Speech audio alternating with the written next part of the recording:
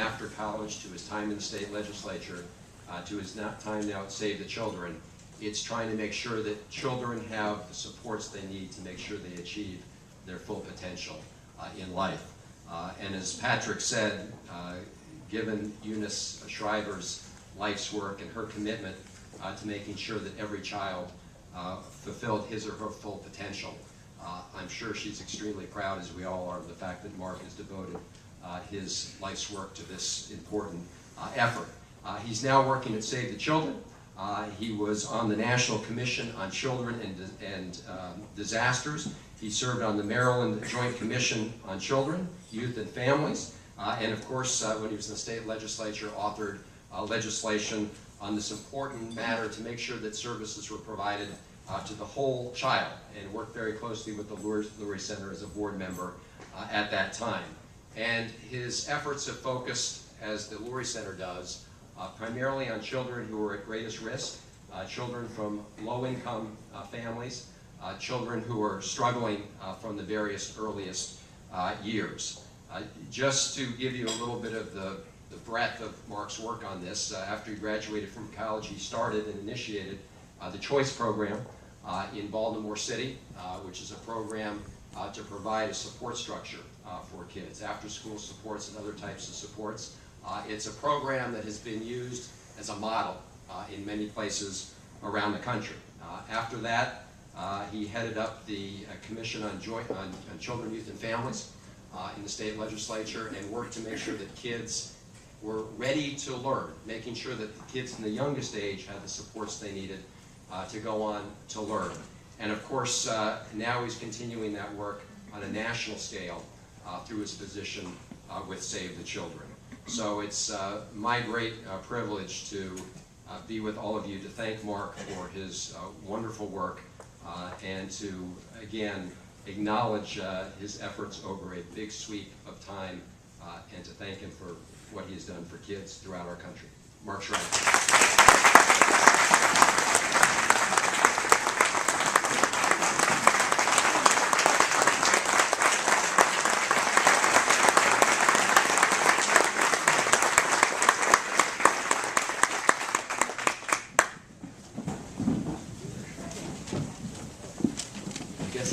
Last person before everyone gets dessert, so I will be quick. And it's actually whoever put the program together. I'm going to have a little chat with after this, because it's unfair to follow Patrick. It's unfair to follow Dr. Baruch, who said such wonderful words and is an example to all of us about the importance of research and about working over the course of one's career on this very important issue. Of course, the Stewart Trust, we all know, I run a nonprofit, as Chris mentioned, that relies on foundation work and foundational support. So the Stewart Trust deserves a lot of credit for their great work. You know, when I got the call that I was going to get this award, I come from, as Patrick mentioned, a big Irish Catholic family that's very competitive. And the first thing I did was called up my brother Timothy, who lives here in Washington. I said, "Tim, you're not going to believe it. I got this award from the Lurie Foundation 25th anniversary." And he said, "Oh yeah, Paul called me up and invited me to accept that award." And I said, "That's kind of odd, you know, Timmy works and runs the Special Olympics, so that's okay."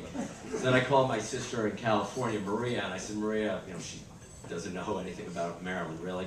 I said, "I got this award." And she said, "Oh yeah, Paul called me up and gave me that award." So then I called Patrick and I said, "Patrick, you're not going to believe it." He said, "That's my award." So there was a lot of confusion in our house, but I want to thank Paula and the members of the board for this great honor. It really is wonderful. And it's got such a, Lurie Center has such a wonderful reputation. To the ambassador, Mrs. Colas, thank you very much for opening the embassy, the beautiful embassy. To all of us, Colby King, Chris spoke beautifully about your work, as did Patrick. I also listened to Colby King on WTOP, pounding away on the airwaves and through the print as well on progressive issues that need to be addressed in this community. So it's an honor to be with you here as well. I want to say what a pleasure it's been to spend some time with Marcel, the interim director, executive director, who spoke so passionately about this work here. My wife's cell phone has gone off like 4 times. Is everything okay at home? It's the children. Okay, so I'll be quick so we can all go get something to eat. And I want to congratulate the Laurie Center for their work with over 4,000 young kids on the social, emotional, behavioral, and cognitive support that they need to achieve success in this world.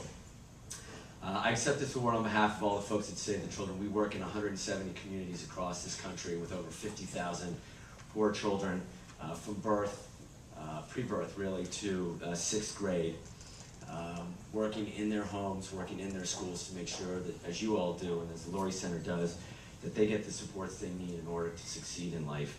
You know, I was thinking about what to say, and I remembered what President Obama said in his inaugural address, and I quote, "Our workers are no less productive than when this crisis began. Our minds are no less inventive, our goods and services no less needed than they were last week or last month or last year." That same axiom really applies to men, women, and children living in poverty in this country. They are no less ambitious, their hopes are no less vibrant, and their commitment to a better, stronger America is no less firm. We just have to give them the investment they need in order to succeed.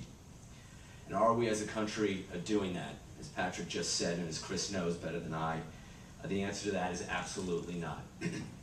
I know the Laurie Center runs an early Head Start program. Only 3% of the kids in this country that are eligible for early Head Start get those services. 3% of the kids in this country that are eligible for early Head Start get those services. When our 4-year-old, probably just called, is 18 months ahead developmentally, ahead of a kid that's living in poverty, that does not speak to an America that's free and equal.